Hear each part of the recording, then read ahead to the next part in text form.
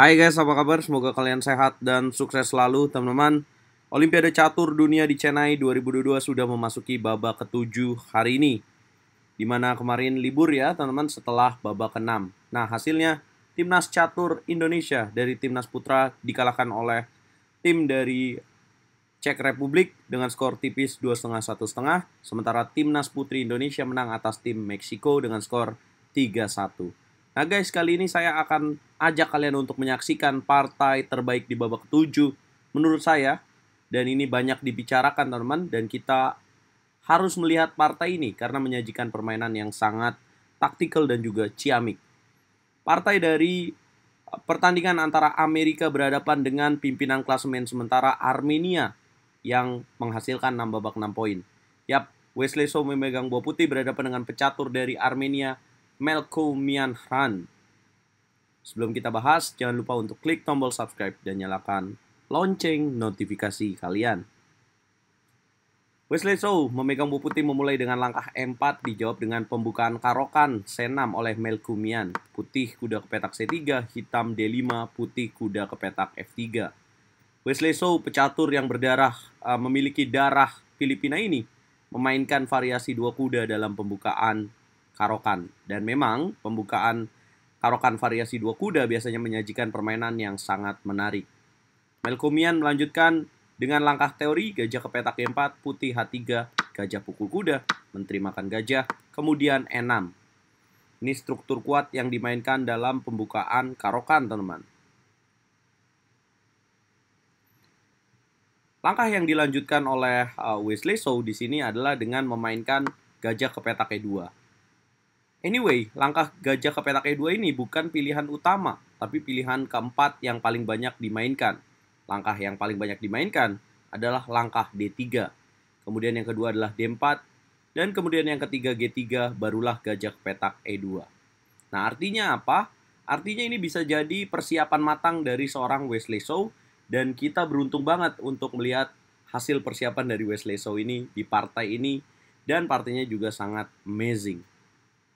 Gajah ke petak E2, hitam melanjutkan gajah C5, putih rokade pendek, hitam kuda D7. Wesley So melanjutkan dengan pion E makan D5, pion C makan D5, kemudian benteng D1. Melkomian kuda G ke petak F6. Ide dari benteng D1 adalah untuk membunuh kekuatan dari gajah hitam di petak C5. Gajah tarik ke petak E7, Wesley So gajah D3. Mengoptimalkan gajah terang untuk mengancam pion H7, hitam rokade pendek, putih gajah F4, hitam kuda ke petak B8 dengan tujuan manuver kuda ke petak C6 mengancam pion D4. Wesley So merespon dengan taktis kuda ke petak E2. Kuda C6, C3, benteng E8, benteng E1. Melkomian G6 dengan tujuan benteng E1 kemudian menjalankan langkah G6 dengan tujuan mematikan kekuatan dari gajah D3. Putih lanjutkan dengan kuda G3. Kuda D7, kemudian putih benteng E3, hitam E5. Ini langkah yang menarik ya, yang dimainkan oleh Melkomian di sini, memberikan pion kalau menurut kalkulasi secara gampang ya teman-teman, secara tidak berpikir mendalam ya.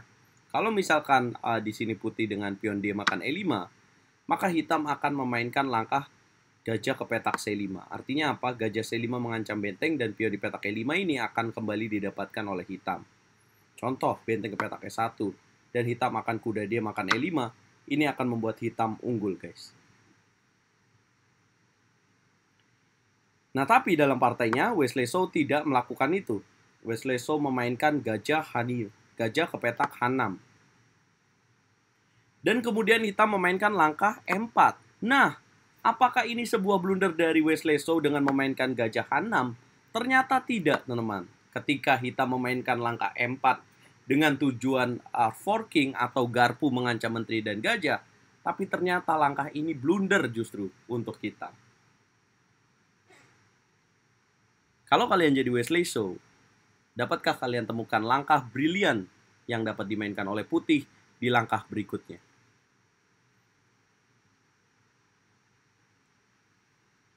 Congratulations kalau kalian menemukan langkah amazing benteng makan pion M4. Boom! Nah, Melkumian di sini lupa bahwa ketika pion D makan E4, maka putih akan melakukan langkah kombinasi mematikan menteri makan pion F7.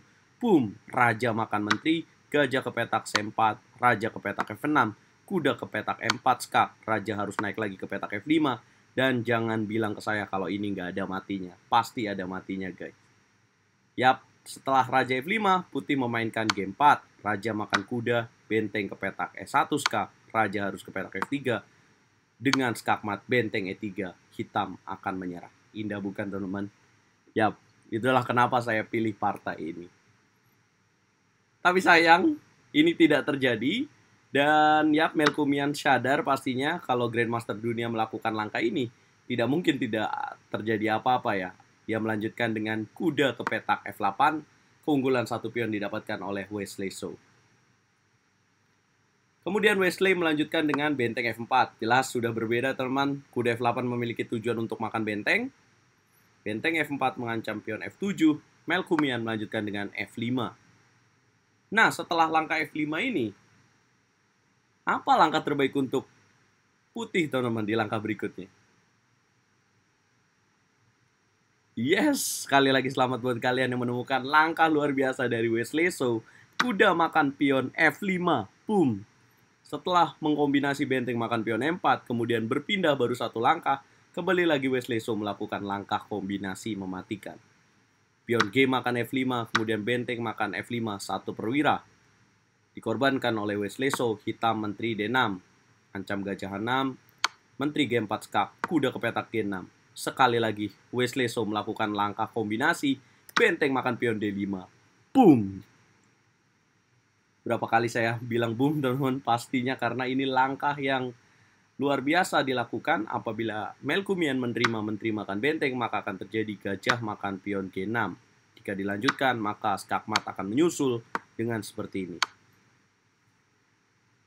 Oke, kita back to the game. Benteng makan pion D5, menteri ke petak F6 dipilih oleh Melkumian, putih G3, kemudian hitam gajah F8, benteng ke petak F5, menteri E7, gajah C4 skak, raja H8, gajah G5 di langkah ke-28.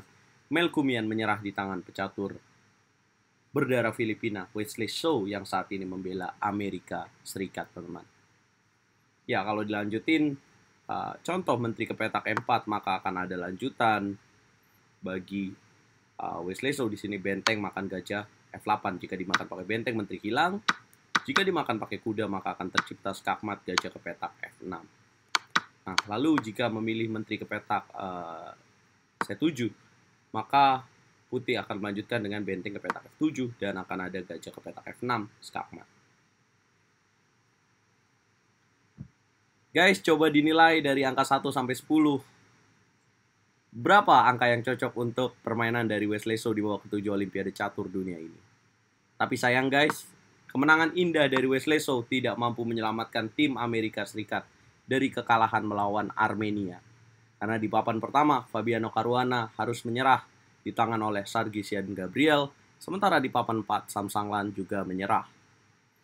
Ya, kalah tipis 2,5-1,5, makin menguatkan Armenia dengan full point, 7 babak 7 poin, guys.